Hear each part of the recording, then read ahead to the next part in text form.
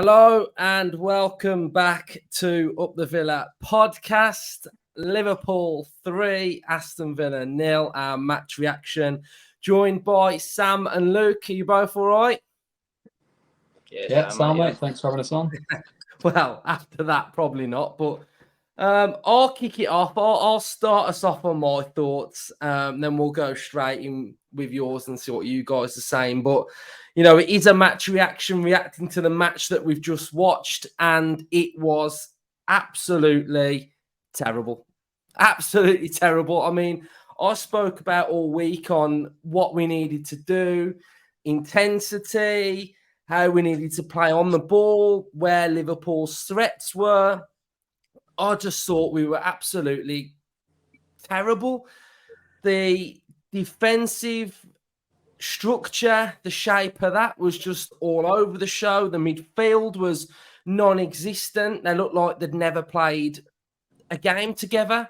The forward line was just, again, there was no link up. There was no partnerships. There was, you know, I think you can blame the defense in that game for me and talk about individual errors, but you know it's a collective, and I just think the collective of the defense, the midfield, the forward line was just absolutely all over the place and so disappointing. So you know, it really mirrored Newcastle to an extent, not the way in which goals were shipping in, but that drop off from that first one going in, and it felt like our game plan was just from the minute that first one went in, it was just like that was it from us. We were like, we're done here now. Let's just get out of here and yeah. So we'll go through the goals in a second. But Luke, you know, what were your thoughts on it, mate?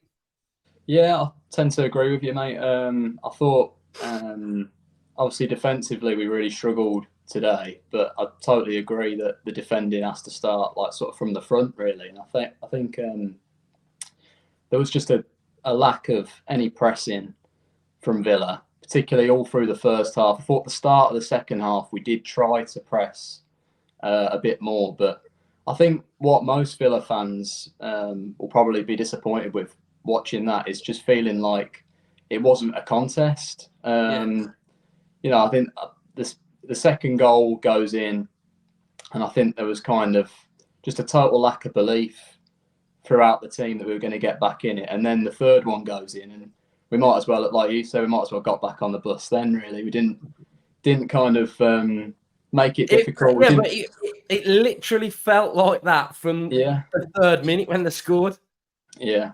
It just didn't feel like we made it uncomfortable at all for Liverpool. They just were knocking it around all 90 minutes, just doing their thing. And I think as the away team, the onus is to make it, you know, awkward, be an uncomfortable side to deal with, try and frustrate the home team, frustrate the home fans. And we just didn't do that at all today.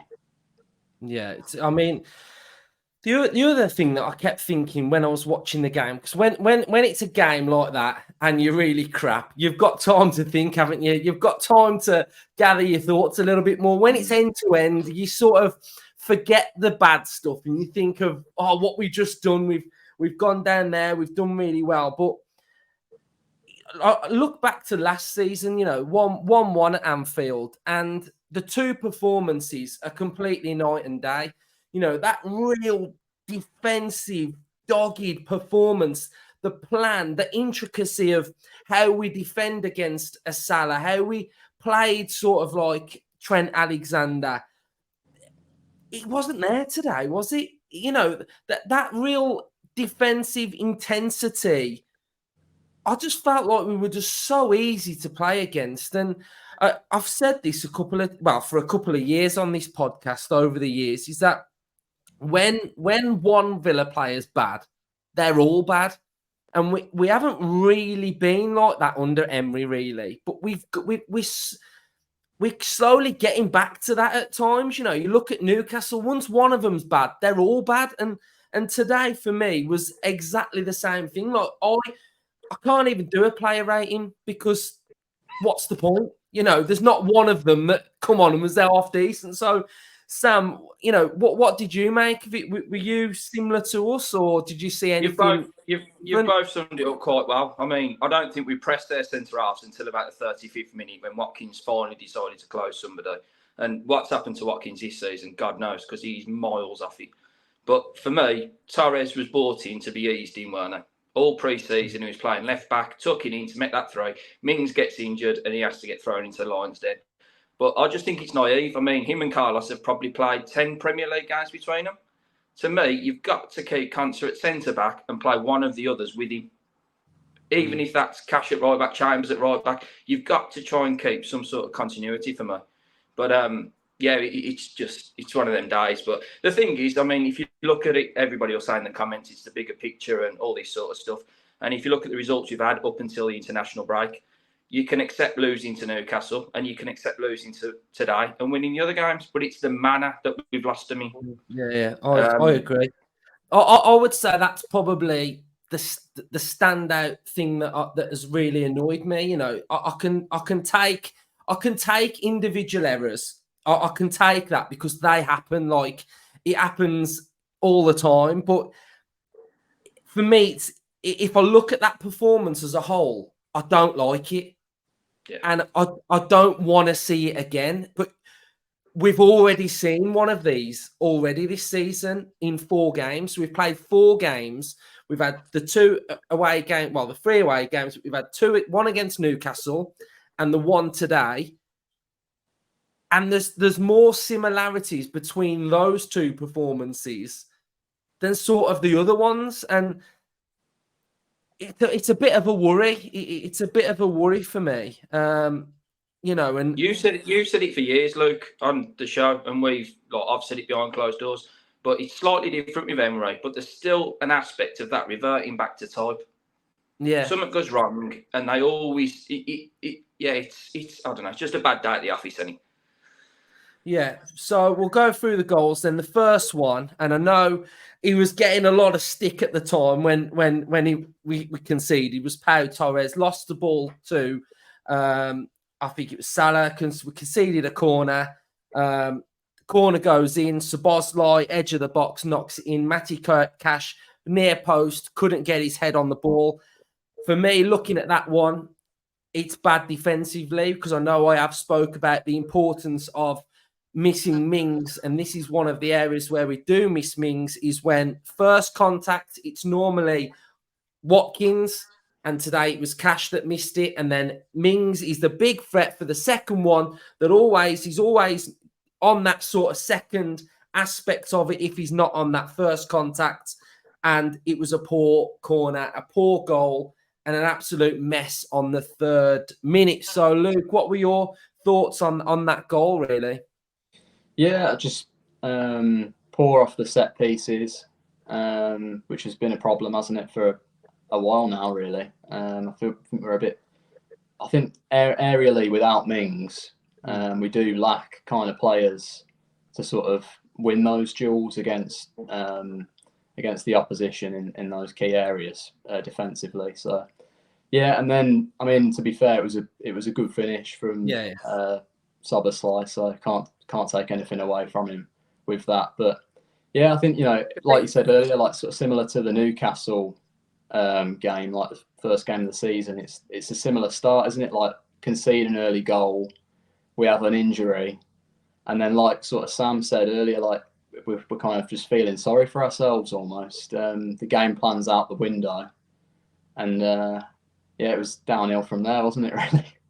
Yeah. But, yeah. The thing with that first goal is that, yes, Torres makes a mistake, but he also gets back in to put it behind. And then, like we used to do, we just can keep compounding the errors. Yeah. Yeah, I mean, that's what I mean. You could blame Pau all you like, but there's still a corner that's gone in. There's still 2 chances to clear it, and we haven't. So we did fight back a little bit. We started to get into it on the sort of like the 10th minute mark, 21st minute, ball over the top. Another defensive mistake. Pau lost Nunes. Luca Dean lost Salah. Ball comes in, shot, own goal from Cash. But it was that sort of pattern, weren't it? Defensive line whatever. We're playing them. I didn't think the high line was overly high. I felt like it was just sort of not high, but not deep, not mid. It was just like neither or really. But that's sort of like concentration, wasn't it? It's like one centre half staying, the other one stepping up, and one's played one on, and both there, two players let their runners go. You know, and it's a bad defensive phase in the game. Matip has a free header. 2-0 down. We start growing into it a little bit. There's a bit of link up with Diaby and Bailey. We had a 2v2 with Watkins and Diaby, fired over by McGinn. You know, and we started growing into it a little bit. Like today, you know, we did create some chances. Like we did create them, but you know, if you're sort of gonna be one of these that look at sort of like some of the chances we created, look at how many we conceded. You know what I mean? Like chance after chance. Like you can say, like, yeah, we created stuff, but we could have lost 6 or 7. And then to sum up the first half, you know, the Bailey Watkins mix up literally just sums up the first half, don't it? I mean, basically, Watkins should have buried it, but Bailey gets in his way, and it was just half of football, weren't it, really? And the McGinn chance, if that goes in, you've got a bit of a foothold back into it. But this with Bailey now, for me, enough's enough. All right, if you want to use him as an impact player for the last 20 minutes, fair enough. But get McGinn back over that right-hand side where he was last year, and it's time to give Zaniolo or Sunday a go. Because Bailey he might do it in the Conference League, but he just ain't got it in the Prem. That's the frustrating part. I mean, yeah, you could say he's looked good against poor teams, but I think you can only play what's in front of you. But then Luca Dean had a bad game as well today, didn't he? You know, that sort of side was terrible. But you know, we were struggling to play out from the back. Our passing game was bad. We were making bad decisions on the ball. And then the Salah goal, another corner, too easy, flick on. No one gets near the first flick. Second contact, and it's in the back of the net. And it's just similar to the first one, really. Can't deal with it. And just a bad defensive mistake. And then Zaniolo comes on and he a bit of presence. He starts looking all right-ish. Duran's shooting on sight. Just whenever he gets the ball, he's having a go. But yeah, I feel a bit not even deflated, just disappointed. I think would be my words on that, because I said it when I was at Newcastle that it didn't feel like an Unai Emery performance, and this one probably doesn't either. I mean, does anyone else want to add anything? The big is now when you watch us, we kind of, like you said, win as a team or lose as a team. And to me now, it all comes from McGinn. If McGinn has a good game, we have a good game. Yeah. But I mean, the plans going into the season were obviously massively hampered with not necessarily Buendia, but certainly the Mings injury. And I don't know. To me, it's like we talk about the high line and stuff, and they dropped a good 10 yards off today, and I think they needed to, because that pace going in behind, it could have been a lot worse. But Torres has got to get used to the league. Carlos has got to get used to the league, and they've got to get used to each other. And that ain't going to happen in a week. No. Which, again, to me, you've got to have Konsa starting at centre-half, because at least there's a bit of experience in there. But it's just like you said, it's just disappointing. It's the same as the Newcastle game. Again, Martinez has made a few decent saves, hasn't he? But DRB, I think, looked pretty lively when he got the ball, but overall it's a poor day. Yeah, it also felt like, you know, like when our team's like fully functioning and everything looks quite easy and nice, you know, the position of the players, the passing gets going, everybody knows where they are. Yeah, we were being pressed. We were playing against like a good side, a better side that, you know, they were really good today. But, you know, you kind of got to look at it as a Villa fan, and that's what we all are. Our perspective is that we just got nowhere near them. And I think that's the biggest worry. I mean, you'd look at the game, and Emery's probably thinking like, and Villa fans might be thinking, right, we've got to get back to like basics and get back to how we're playing. But when they're all off it like that, it's quite difficult to sort of see a positive from that performance, really. So I'll let you finish it off then, Luke. So what would you say your final thoughts would be? Yeah, I just think, like we've all already said, really, it was just that it was a lack of a competition today, really, that was disappointing. I think going into it, we probably all had quite high, even though it was Liverpool at Anfield, which, there's no shame in losing to Liverpool at Anfield. But when we're in such good form, we've had a few good results, it felt like things have been clicking together and that the season was going to really kick on. I think a lot of us were expecting even a draw or something today, something out of today's game, and I think to kind of just get steamrolled like that without really putting up any sort of fight, I think is a disappointing one. But we need to just bounce back with another good performance against Crystal Palace. I think we do need to try and address this, where I feel like when we're playing against teams that are better opposition, where we're not going to be the team that dominates the ball necessarily. I think the high line, and I do agree that we weren't as high as we have been at other times, but I think when we're playing against teams that have got particularly sort of pacey forwards, I can think back to like Man United last season as well, was another occasion where we kind of got caught out. But I feel like the high line does get exposed sometimes. So I think some of these games against tougher opposition, even though we want to be that kind of football inside, which we can be, we know we can be, I think we just need to kind of sometimes just be a bit harder to play against away from home. And I thought we did that really well against Burnley, which was another reason why. I know Burnley are no Liverpool, but I felt like that was another reason why we were going to do well today, because that was like a perfect sort of away performance, really. Yeah, I mean, it's like in football, you can use that phrase of like doing a job on someone. Yeah, and it kind of feels like we're not that team. We're not that Villa at the minute. We're not that Villa that can rock up and do a job on them. It feels like we're stuck between trying to do our home form or our home style of play of like being forward thinking, trying to dominate the game with the ball and stuff, but we're not doing the sort of tactical, nitty gritty sort of staying the first 20 out, just keeping it tight, and then sort of like, being on the counter attack and just winning battles, winning your individual battle to start with. That we didn't do none of that today.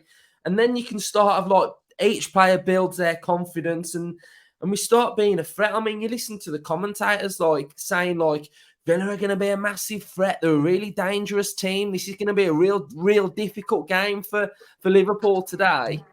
And it's like it's far from it. It's like Liverpool were like in third gear. They were just knocking it around at will, like just towards the end of the game. It felt like the Hibs game for Villa.